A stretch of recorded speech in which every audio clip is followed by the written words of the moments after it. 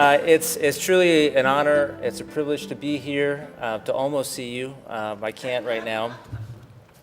But as it turns out, in the spirit of goodwill and harmony that is our American politics, no, that's a different story. 100 days, right? We talk about the first 100 days sometimes of the presidency's, a new president. So I was thinking back on what is now about my first 100 days in the town of Clayton. And, you know, if you can weather, literally, in my case, the first 100 days, you know, you feel like you've accomplished something. And as I was looking back on those things, I started on September 28th, and a week later, Hurricane Matthew came. And if a hurricane doesn't bring you together, I just don't know what will, all right? It was really a really great opportunity in one respect for me to be able to get to know the staff and to see how they worked, for them to sort of get a sense of how I think and how I work. You know, it was funny, if you know our fire chief, Lee Barbie, you know, the storm was coming and he shows up in my office and he's of course, he's bringing Lucy, the fire dog, with him. And I'm thinking, what is going on? Where am I? And he's asking me, you know, Adam, what do you want to do with a hurricane coming? And I'm thinking, Lee, you're the fire chief. Don't you know what to do with a hurricane? You know, and of course he did. But you know, everybody's new and everybody's trying to figure out what everybody's thinking. And as you all know, we have some of the very best people working here in the town of Clayton. And so that was my introduction. You know, the first full week on the job, Hurricane Matthew, which I won't forget. I have never, ever been in more meetings in my life than the first 100 days of this job. And they're not just meetings where you go and you sort of figure out what's going on. I'm talking about like 4-hour meetings, like you've got to get a seat cushion because you've been there too long kind of meetings. And but you know, I've learned so much, and everyone has been so very helpful, and there's a lot going on. You know, a town government is a lot like a lot of small businesses. You know, you've got a fire department, a police department, you've got finance office, you've got customer service with water and sewer and electricity, and while we all work together, in many ways, they're separate and distinct. And so you have to learn what's going on, what are the issues going on in each one. And so it's been a great privilege to sit through a lot of those meetings and get to know the people involved. You know, the budget's coming up for government. Our budget cycle runs from July to June. And so we're just now getting into that and looking forward to that and learning a lot from that. But it's going to take a lot of energy and a lot of effort to go through this process, but I'm going to learn a lot. Of course, then the winter storm came, and it turned out to be less of a storm, gratefully, than what we thought was coming. But we can't wait to find that out. We've got to get prepared. And this time, Lee didn't come and say, Adam, what do you want to do? He knew what to do, and I was a part of that. So our police chief is going to be retiring this year. And so that's a new task that's coming up for us. And it actually, a little public service announcement, on February 7th, we're going to be having a forum here at the Clayton Center. We hope to gather input from citizens and our community leaders like yourselves about what you might be interested in our new police chief. And we hope that you'll provide some input to us. And then there was this other really kind of small side note project going on called Novo that was happening when I got here, and don't know what that's about yet, but no, in reality there's a lot going on with there, and that's a pretty time-consuming thing for us and others at the county, but a great privilege to work through those kind of projects.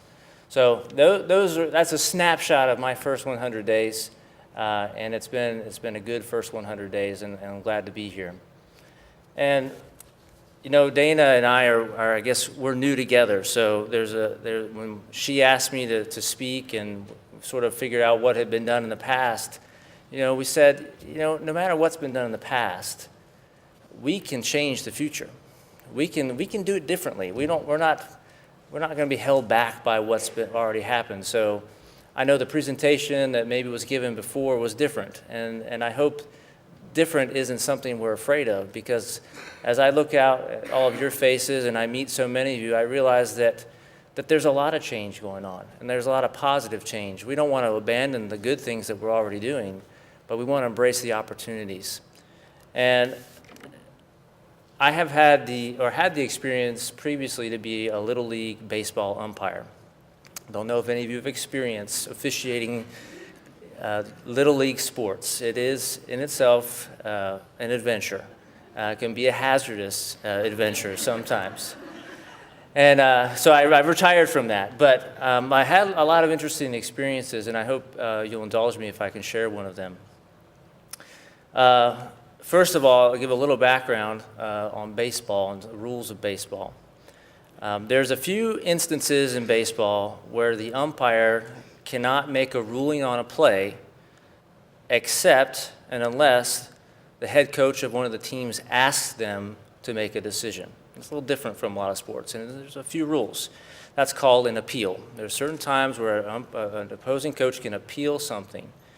And that can only happen when a play ends. So the umpire will say, dead ball, and at that moment you can't have any more action going on in the game. A pitcher can't pitch, a runner can't steal a base, any of those things. So the game is stopped for that moment until the umpire brings the game back into play. And he'll usually say play ball and point to the pitcher or the batter and say now we're live again. So many years ago, when I was umpiring and calling a game, the youngsters were probably 7 or 8 years old.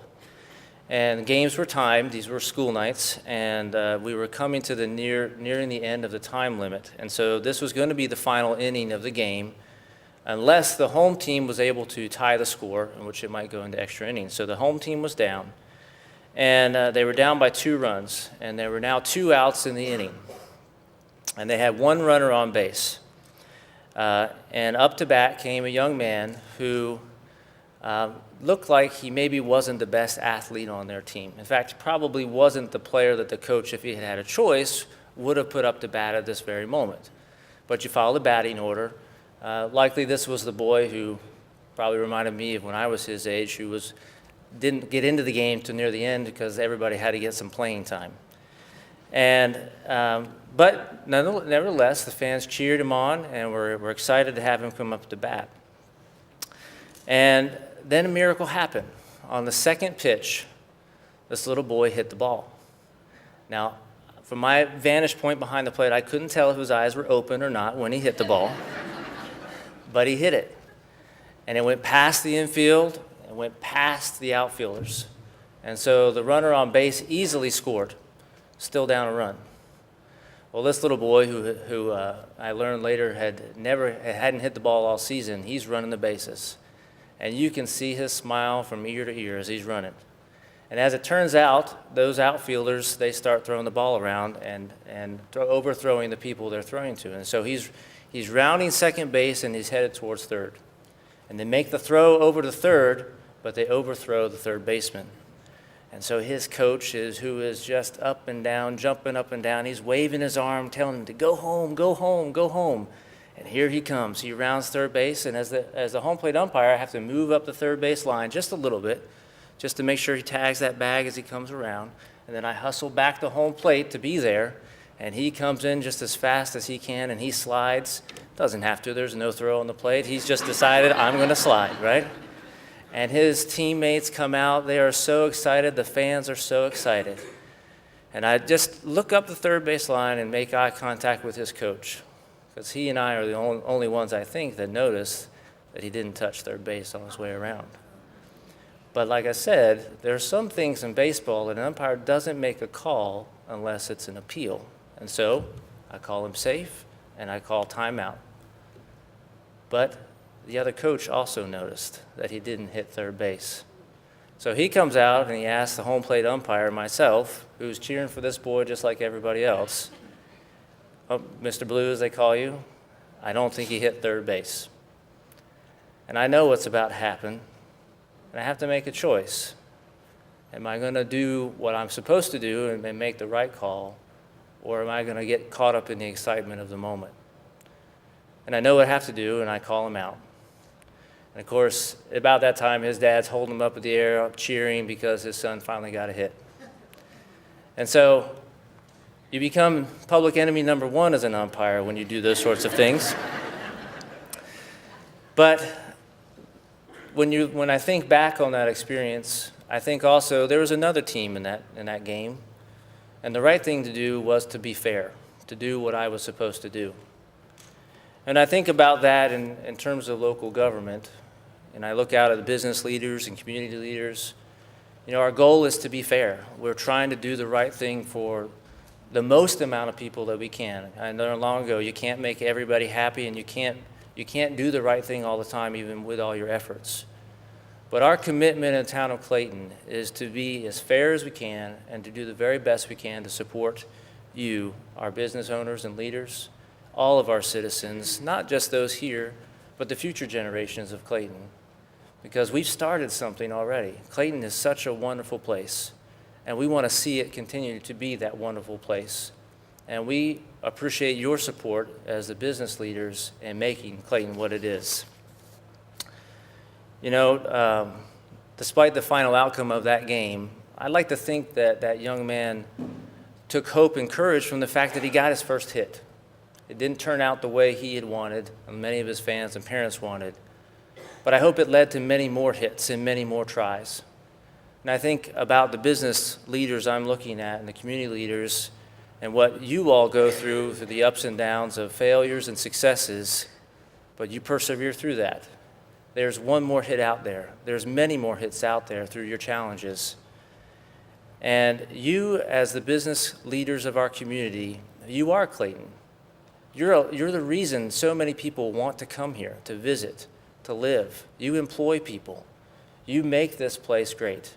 And we hope that you'll see the town of Clayton as a great partner in that endeavor. Thank you for being the town of Clayton. You're a big part of our identity. Now let's play ball.